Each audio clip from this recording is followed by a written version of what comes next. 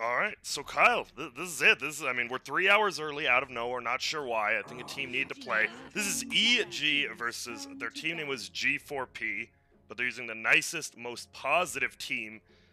And well, G4p. What is that? What did that stand for? I have no clue. Okay, sorry. Please continue.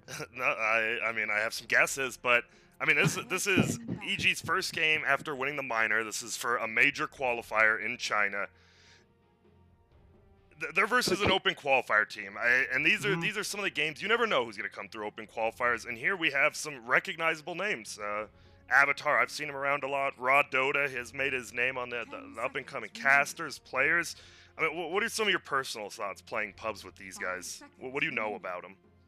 Well, I mean, just to set the stage, I mean, EG did win a minor, but that, to be fair, there were no other NA teams at that event. You know, that was pretty weak competition, if you ask me. I think there was just one. Actually, no, there was one NA team. It was DC. But, you know, open qualifiers, NA, international tournaments, they're about the same to me. And I do know that I believe you said Robot Vice is playing for the nicest. He's not, I guess. He was playing.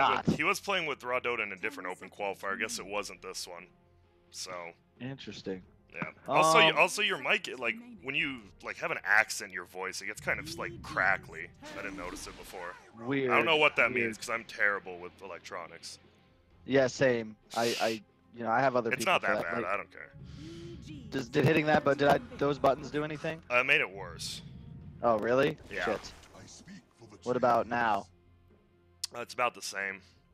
What about now? I can't really tell. You just have to keep talking. All right, screw it. I don't know what the hell's wrong with it, man. I don't know what's going on. Yeah, it's really crackly. I don't know either. Like, you can still hear you, but it's crackling. All right, hang on. You know, that's what the beginning of the draft is for anyways. Me, I'm not a big fan of calling the first 6 bands because, you know... It's all random at the end of the day anyway. EG using the textbook Rubik Furion opener, though. And we got a first pick Gyro from... What do we even call him? What's their nickname? I don't know. I'm just going to go with G4P, I guess. I guess that's their official team name. How about haven't lost yet, that's but true. soon will? Oh, you have no... I mean, when you've played these kind of games before, as the, say, not EG or Complexity team, can you learn something from these games, or is it too big of a skill difference a lot of the time? I don't think it's as much skill as it is, like, drafting and strategy understanding. Like, you just saw AA get picked into Rubik Prophet, you know? Like, what's that do? That's like, you pick Prophet into AA, you know what I mean? But they're just thinking, all right, we first pick this Gyrocopter, AA counters Gyro, let's just take both. And it's kind of a rudimentary outlook on the game, whereas EG is just like, all right, we're going to ban these 2 supports that combo well with your draft. And I'm sure they'll have answers, like, you know, they're going to have like a lineup, whereas the other side's probably just going to have like 5 good heroes and play a pub. Yeah. There you go, there's a Viper. I swear I've seen this exact draft order from EG before. I'm pretty sure I don't know. You watched the end of GSC, right? Like. Yeah. All their like their pick and draft phase were like completely the same, almost like every game. It's just, I don't know. I think if EG thinks they can outclass an opponent, they're fine picking the exact same thing every time. Yeah. Puck into Viper some sad days as well, but we'll see what happens. Is there any chance of a drow on Dire's side? You got 3 range tiers, you have a puck, or with the gyro you just can't really do it because no one can match up against Viper. I think you have to do something like that, you know, like change the power level of your draft. Because right now I look at EG's 3 heroes and the other side, and I just don't know how EG. Oh, there you go. They picked the drow themselves. I love that pick. Drow's super good against puck and gyro because you just click them to death. It's a forever long silence, and you also don't really care about AA. Yeah. Man. So, there you go, man. Who'd have guessed 7, 8? Nope. Well, there's a Broodmother. Ooh, that's a good draft. That's a good pick. What makes Broodmother... People have been picking her more now that she doesn't have invisibility. The fact she can farm, like, lanes and the jungle quicker, what makes Broodmother better now? I think it all has to do with the acceleration rate of Brood. Like, heroes, the game of Dota really comes down to objectives. Towers, Roche, tier 3s, And Broodmother is a hero that can eat a map really effectively and immediately translate the gold advantage into more objectives and items that allow her to not only farm faster, but also deal more damage to structures, which I think is the key. It's part of the reason you see like Lycan is almost always going to be meta if the hero isn't garbage. Same with Lone Druid, with Drow. Like, these heroes are always good because they can kill buildings as the game continues. And Brood also is like the go-to Drow counter, I would say.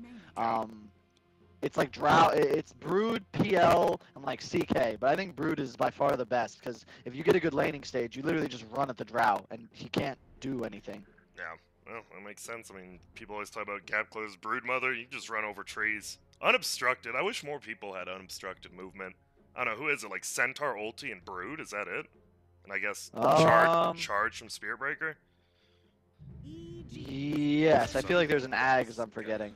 I think so too. I don't know if there was one over Centaur. Yeah, your thing's getting even more crackly. I don't know what's going on. Yeah, it's cause, I think it's because it's plugged into the front of my computer. I'll be right back. Instead of the back. I've done that before. Yep. Alright. Well. Alright,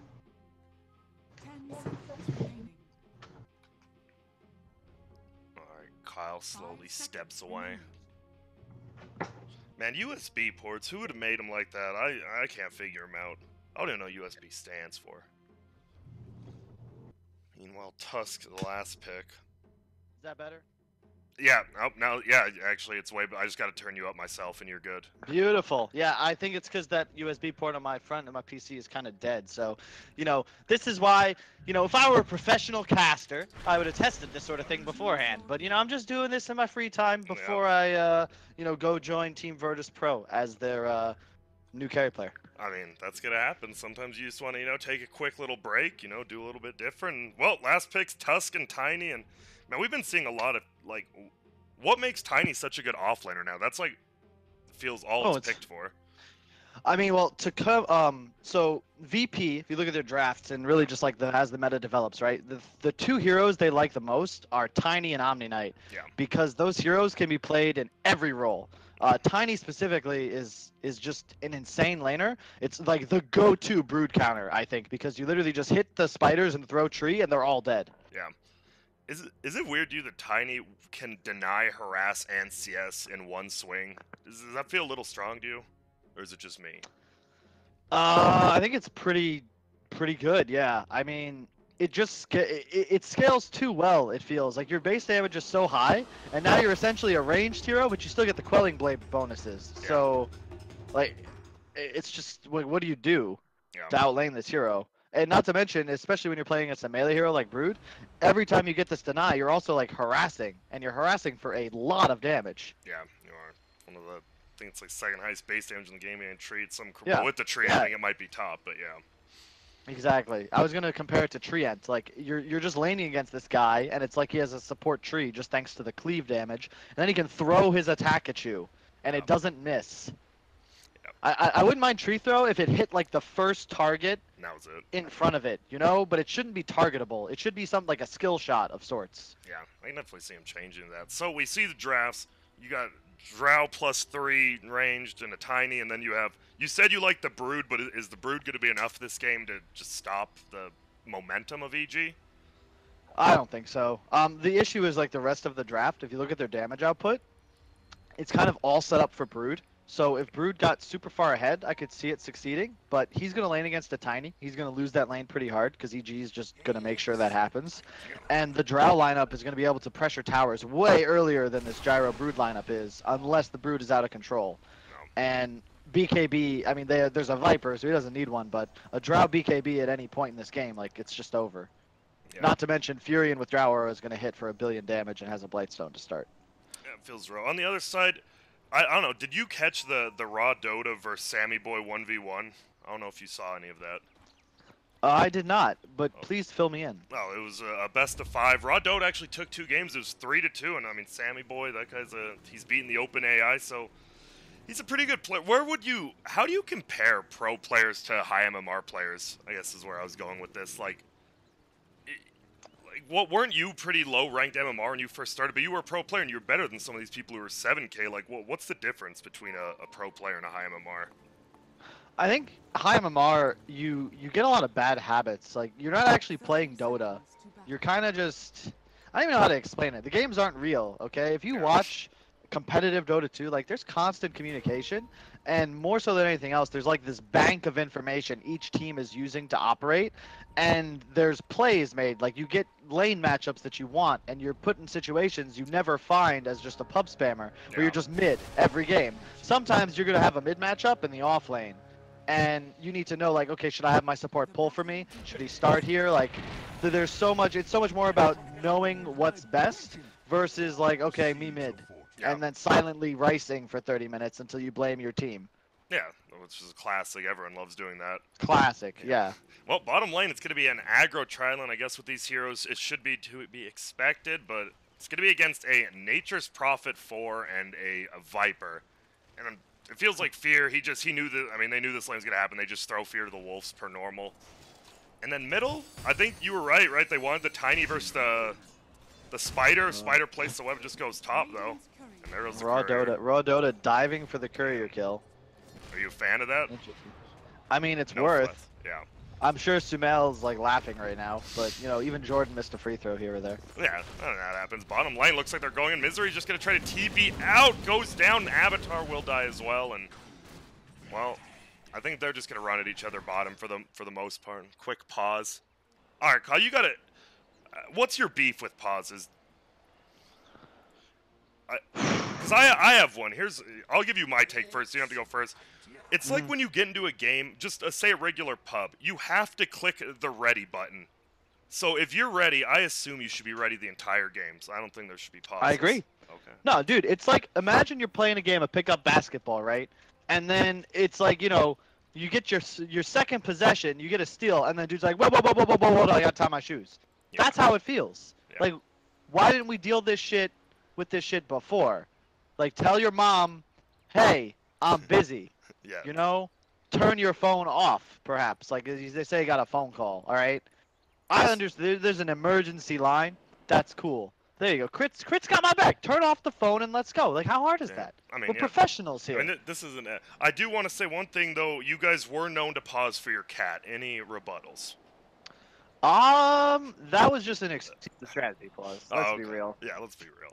And our cat's adorable. Like, are you really going to say, like, no, don't pet the cat? Like, fuck you. We're going to do what we want. I've never seen a cat that actually looked like a lion, but still a cat. It was pretty impressive. Mm-hmm. So, dude, there was this video about a tiger that would, like, roll over on its back and get pet. I just want a pet tiger now really badly. Yeah, that's the FU money. Get up there one time. Well, here we go. We're right back into the game. Top lane, the only one we haven't talked about, it's Drow Rubik versus a Brood, so feels like there's not much kill potential, but the Brood can't really farm up there, can he? This is ideal, and then they're going to want to rotate out as Brood starts to get spiders, but this is probably like, if you can get a 2-on-1 against Brood, I think that's even better than leaving him 1v1. Yeah. So I expect them to probably switch the Drow mid and maybe the Tiny up here, or just like switch the Viper to mid, something like that, but I think Viper against Puck is ideal for EG, and then the Tiny will move against the Brood. And in the meantime, there's a tri-lane bot and a dual lane top, so the Drow Rubik will have a level advantage once they rotate. Now we seem trying to harass Fear, but Viper, even with just level 1 Corrosive Skin. God, Corrosive Skin. Yeah, what a hero. What an ability. Just get that level 4 by 7. You actually, I don't know, I've seen some teams doing, you just can't do anything. It's like Dragon Knight at 7 if you don't bring 5 heroes. Meanwhile, middle lane, what are we looking at? 9-7 against 4-0. Obviously, super tiny favor. That the damage is insane, plus their ass, and the fact he go for a chicken. I wouldn't say it's like super favor. I mean, he just didn't juice that tree through. Come on, Dota, you giving tips? You gotta take some tips yourself. Bottom lane, Viper goes down, but that's gonna happen. AA Tusk, like eventually you'll just die, but they're gonna use a lot of mana, and then you come back to the lane and you're Viper again. Yeah. That's the biggest thing. A lot of people, like, these early kills, they're not worth much gold, and just being able, you know, you tank that, you give the other team, what, like 300 gold total, you come back, they can't kill you again, you just farm one wave and you're already back. Yep. Well, not much they can do bottom. Like you said, it's tough. Misery, level 1 still. How do you play a Nature's Prophet? I know you didn't play it on your team, but, like, what's your objective? Just be annoying? It's more about like the laning phase. Sprout's actually like an insane ability as well. You also have a global teleport, so any hero that can globally teleport can't possibly be bad. AA's dead. That's I don't know what he's doing. Fear, they're about to get a kill on Avatar too. It looks like they want to kill Fear themselves, but he has a Fairy Fire, and yeah, now you're seeing the power of Crows' skin. Level 4 Viper, level 2 Tri-Lane. Deals, and that's the thing. Early deaths, they just really don't mean as much. Oh my goodness, this mid lane. I haven't seen a beating this bad since Tyson was in the ring, man. Oh, and they're actually going to go for a kill here. Misery comes in, no levels in Sprout, though.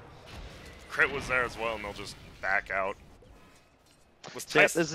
Yeah, as expected, though. Like, look, now there's a level 5 Tiny against a level 4 Brood. The Drow and Rubik are just mid against a Puck that somehow is the same level. And bottom lane, there's a Viper. Yeah. Your move. Yeah. What do you do? Like you said, felt like in the first 2 picks, EG had a plan, and then the other team, I mean, they just picked what's comfortable to them, right? That's the thing about these games. It can be very tough. Yeah. And real quick, to your point on gold, just so you're aware, the way it's calculated is 110 gold plus the hero's level times 8, right? Yeah. So when you kill this level 2, level 3 Viper, obviously there's like some marginal assist gold, but you get less than the gold and XP from a creep wave. Yeah. So when you kill this Viper, but he comes back and then dominates 2 or 3 creep waves, it actually hurts you. So it's really not worth it to get kills unless they impact your ability to stay in the lane and win it better, if that makes sense. Yeah. Oh, middle lane. You go over that later. Yeah. And now they're going to try to bring him down crits here, and they're just going to silence him under the tower, and they're just going to beat him down. Yep. Just quick rotations. Nature's Trial, like you said, global teleport. I'm always been a fan of anything that can change like a 2v2 fight into a 3v2 quickly without having to teleport. That's great. TP oh, dude, have you seen the changes to the ult? It's a 60-second cooldown on like a more than Zeus ult level of global damage. Yeah. Like, it's an insane ability. It's 110 damage at level 6 with 11% per bounce for 16 targets. It's not fair. You also get Treants, which do more damage than melee creeps and have the same health. Yeah, and they're against a Brood Mother this game too, so you're gonna get all 16 targets more than likely if Brood's on the map. That is. I didn't actually look at that. That was a ton of damage. It's a lot of damage. I'm not good at math, you know. That's why I'm casting with you. But like, holy shit, it's a lot. Did you ever in my high school? I think it was for maybe the little bit slower kids like me, but they instead of algebra and geometry separately, they changed it to algeo, so you did both of them at the same time. I don't know if you experienced that. I did not. I was just in a really shit high school, so I think we just did algebra and then geometry. You know, we just had to spend 2 years on it. Alright, that's good. Yeah, mine. I mean, I made it to trigonometry senior year. It felt like I accomplished something. Yeah. No. I've used a lot of stuff that I learned in high school. The only thing I've actually used is balancing a checkbook in my accounting class. Only thing I've ever found useful. Maybe that's just what I do in life, but that was great. Now top, man. This Brood. Level 5 versus level 8 Tiny, like you said. He's just getting trees thrown at him. He's getting bullied out of this lane. Sumail max tree toss, by the way, so that's just... You can't do shit as Brood in this lane right now. He's just tanking the tower for a siege unit. Looking like... I mean, are they going to rotate someone top to stop that? Oh, he threw the tree by accident. Ha! He picked it up and tossed it. Maybe that's an intimidation factor. Like, I don't need this. I don't need this. Just beat you down, man. But, oh, well, middle lane, they get a kill. I guess he dove. Died behind the tower. My bad, missed that. And now, you just have a level 6 drown. Now that level, well, bottom lane, they're going to try to go in on Fear again, but already their gyrocopter goes down. Fear will get frozen, but you just don't have the right-click damage to do this. His corrosive skin damaging Avatar more than the other way around, and Puck's going to come down here now. Looks like it should be a kill on Fear. It will be. GranDGranT gets it. Now Misery. He's 1v2ing AA plus the Puck, and GranDGranT takes so much damage from these creeps. But the orb will be up now. Needs to hit it. Doesn't look like he will. Oh, but he goes forward, and now it's a 1v1. Nice use of the phase shift and barely lives. Alright.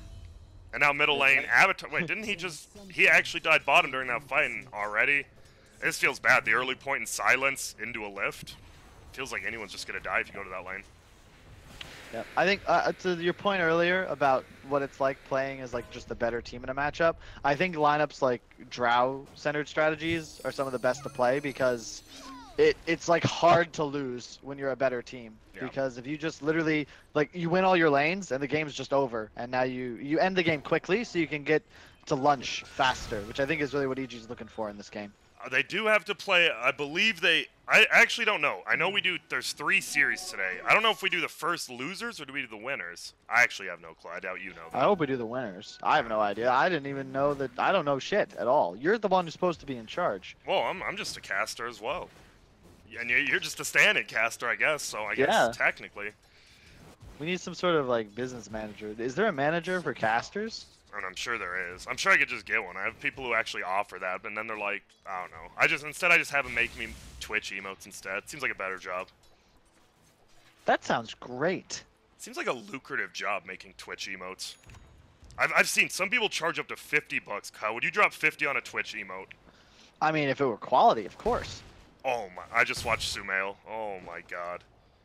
He just cleared out, I think, about 20 spiderlings in 2 hits. He has 109 CS in 9 minutes. he's averaging a little bit. We gotta get Nahaz in here. He might actually be breaking some records on Tiny. And it's kind of cheating because there's a Brood in the game, but still. Hey. Does he know he might be making history? Because he should make sure to stay efficient. I mean, Sumail's name currently not, I mean, you see just Sumail in game, but it's I made DAC famous. So I think he knows if he's breaking records. Damn. To be fair, I guess, I mean, you think about it, that was their fifth big tournament. Maybe they did, but middle lane, uh-oh, gyrocopter. Misery's just going to eat through a tree. Speed's going to be there. Silence on the Tusk so he can't save him. They bring him down. One more hit. Gets it. Misery? Misery just dying to tower, but crit will help him out.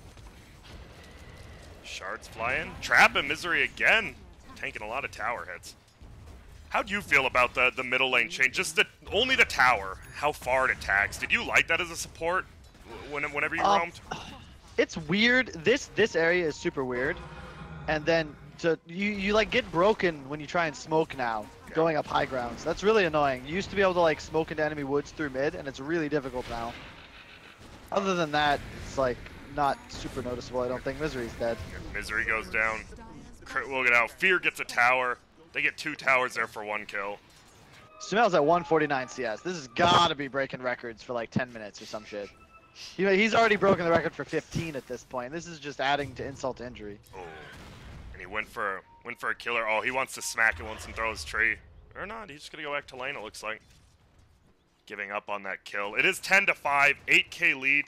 This is the most kills I've seen in EG game in a while. I'll be honest, when I watch EG play, what makes it so their games just never have high kills? Is it the fact they just focus on the laning phase and just farming? I think it's just the nature of their style. Like, I haven't seen Fear play a hero that wasn't like Viper, DK, or Death Prophet in forever, it feels like. Yeah. So they then play around. They activate Sumail on some hero that just like owns his lane, a Tiny, a Pugna, something like that. Their supports are strong, and they just play around Arteezy. So usually they have more static laning phases, I feel. Hey, I'll coming in bottom. Fear's probably dead. Yep.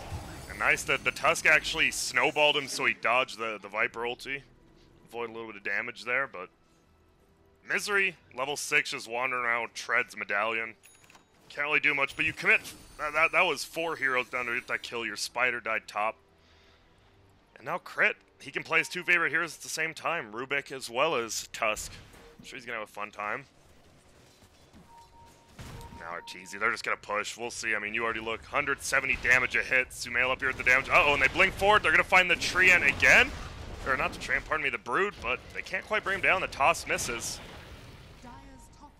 He's just running. Ael's going to miss too. They can just stay here and fight. This is I don't know about this. 3-man coil plus 3-man gyro. Bring it down. Looks like Nature's probably the first one to die. Up top, Arteezy. You're kind of by yourself in those trees, and now Sumail's looking a little bit alone too, but he's just cleaving him down. I don't think he has enough damage to bring him down. He's just getting kited like every melee hero. They are all extremely low, but what's Crit gonna do? He's just gonna get kited now. This AA, just doing some damage. Brood comes in. Oh, tries to get him, but doesn't, and the old dive behind a tier 2 and get wiped.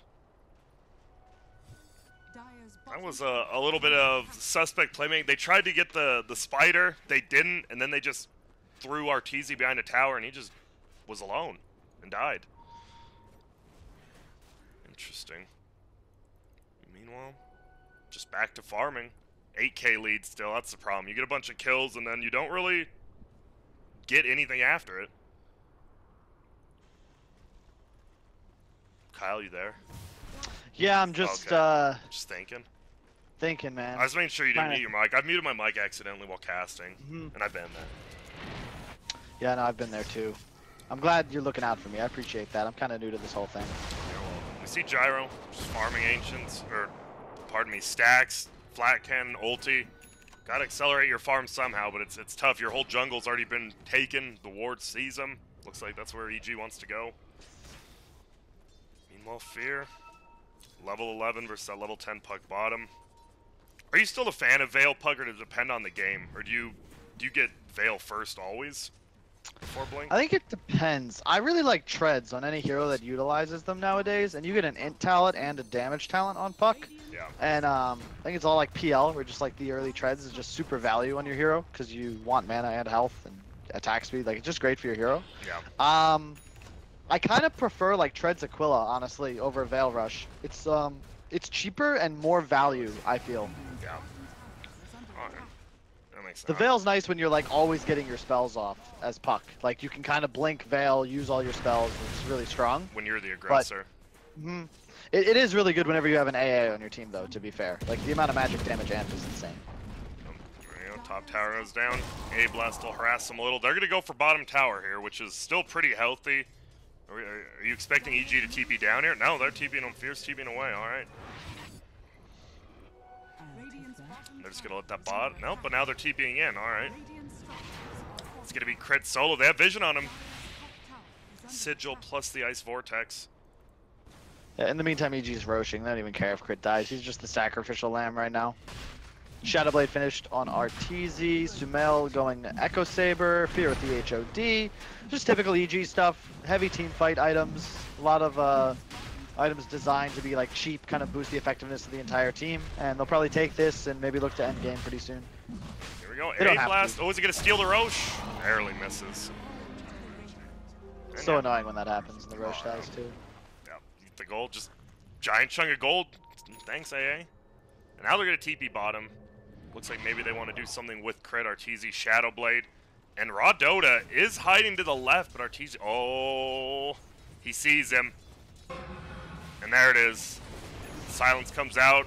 Brood dies as well. And that's not fun. Puck versus Shadowblade drown out. Pretty much, he can't do any of that cheeky stuff you want to do as a Puck player, right? Yep. Man, I'm just so entertained by Sumail's CS. He's at 240. He has more CS than the entire Dire team combined. 245. Yeah, I'm sure it is a record. Even with Brood in the game, I'm sure it's a record. Yeah, it's gotta be. That is nuts. Huh? So if you are Dire, what are you thinking about doing this game? Are you thinking about the next game, or are you like, well, we can get a Gyro Divine, we can defend uphill, but they don't really have the best uphill defense besides Puck and like half of Gyro anyways. I mean, he's buying Assange, so like he's still like 20 minutes away from this like Divine Rapier turnaround play. Yeah. This is a shellacking here, and I feel what's the win probability? You know, I don't want to even make an opinion known. Can we bring up the win probability? Win probability, I'm getting a text from Nahaz. It's looking to be 0.02%. 0.02%. We're talking about chances of a comeback here. Yeah. Are you sure that those numbers are accurate? They might not be. He said give or take 1%. So we might have to be given it. So you're saying it might be more likely that they lose the second game based on their performance in this game than to actually win this one? Yes.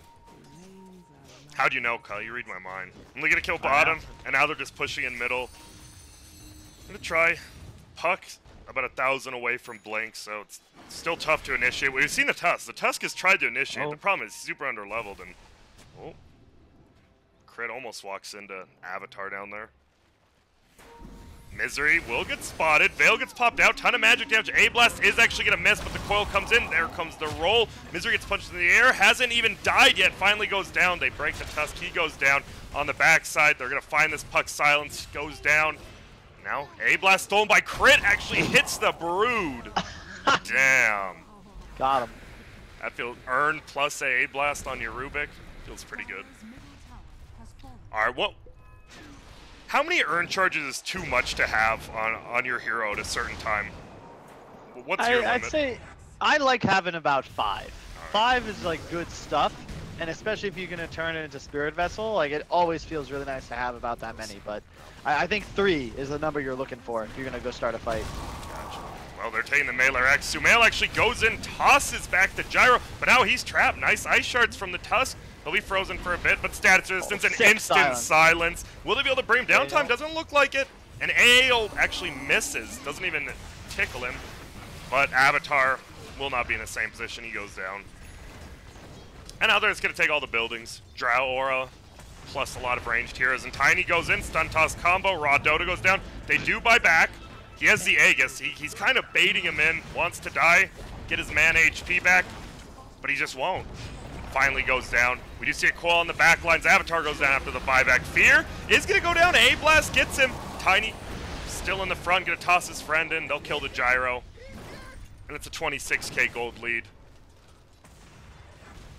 We actually have, oh, is Misery going to be able to get him right by the fountain? He tries to eat out, but won't get it. What is that for? Air support arrives. Is that off the new Dota Plus? I've never seen that. Yeah, I imagine so. Well, there's the good game called, and I think to be expected, this is what's going to happen. I mean, honestly, you're an open qualifier team, you made it through, and then you have to play against, what, a top 10 team in the world? It's not like you're playing against maybe even DC or VGJ who've shown some weaknesses. You're playing against one of the better teams in the world. It just doesn't feel good. Is it? You think it's safe to call EG top 10? I think say, like top 25 is okay, but really top 10? You don't. Who would give me this? Okay, so what do you got? VP, Secret, Liquid, and then who do you got besides those 3? Oof. I mean, where do I start? I mean, give me 2 more. I mean, you got Navi, of course. Of course, they didn't just Alliance just came back with the new roster. Mm-hmm. Vegetables Esports. Well, which iteration? The one with you on it? The new one? Whoa, I forgot. Yeah. I told you that in confidence. That's on me. Oh, man. I mean, it's going to be a long wait, though, since next open qualifiers for Valve is at TI, but it's all good. Sorry, we already started training. All right. I can't wait. So, I mean, what do you take out of this game if you are a nicest, most positive team? Is it just draft everything? I mean, how do you know what you do to win, man? Yeah. Like, how do you come back from this? It's really like, dude, I don't even know. Like, I honestly have no idea. I haven't been in that position for quite some time. Yep. Like, it is a real weird thing to just get absolutely dumpstered. And in that game, I think they got outdrafted. They're outskilled. They lost every lane. They just didn't. It doesn't feel real, you know. That's like not an actual game. That's the sort of. You ever play a pub and then this guy like calls mid, but someone else calls mid, and he's just like, well, that's not gonna happen. He starts running down mid. Yeah. And like drops his items. So that's what we're looking at. Yeah, like what do you take from that game if you're on his team? You know. That's true. Like, oh, I guess I lost. So, where do you start as an NA team then? I mean, winning open qualifier is good, but do you just scrim? Is that like the only way to get better in like these kind of team things? Hard to say. I mean, when I broke in, it was 4 years ago almost. Yeah. So it was just a different time where there weren't as many organizations and there weren't as many players that were professional about how they went about things. Yeah. So like when we were breaking in, the team that was winning all the qualifiers was like the Fluff and Stuff stack. Yeah. And which isn't to say they were like bad, but if you look at the context of like history, you take that team and you put them in like our scene right now, they're probably not going to be like top 5 in NA. Yeah. And nowadays you have people like your competition. Like I was playing from like my dad's house, okay? Yeah. And then I was just trying to break into the scene. You're getting paid like $500 a month, but you still felt like you could compete, right? Yep. Nowadays, you've got like what 4 or 5 teams in NA all being paid like multiple thousands of dollars a month with access to a team house, to a coach, analysts. Like that's who you're competing against, and you got to get a group of schmucks that will actually stay on a team together for 2 weeks just so you can lose enough qualifiers to get good. Yeah, that's not really fun to do if you think about it. Or maybe it is. Maybe you like losing. Maybe it's a fetish. I don't know, but I love losing. Do you? Yeah, I could Yeah. tell near the end there. I'm just kidding. But so EG versus nicest most positive team, game 2. We're both in the lobby already. We're just chilling here for now. Mhm. If you're EG, what would you do in this situation? Would you do another kind of drow push lineup, or would you pick heroes your team wants to play in game 2 of a stomp? I think you just pick something that makes the game end fast, personally. So the Because from same-ish. EG's perspective, you don't really learn that much either. Yeah. You're warming up your I mean, hands pretty much for the winners final maybe versus VGJ or DC. but does that start right after this? Doesn't that start No, at normal time? I believe they're rolling games, so we get the VGJ DC next. I'm pretty sure, like almost immediate. I don't know though. I'll have to wait. I'm looking at the. You don't seem to know very much about this whole process. I mean, I'm just a GranDGranT. caster. That's not. I get I get hired the same as you. Let me Mhm. ask really quick. Yeah, you fill the viewers in while I cannot multitask.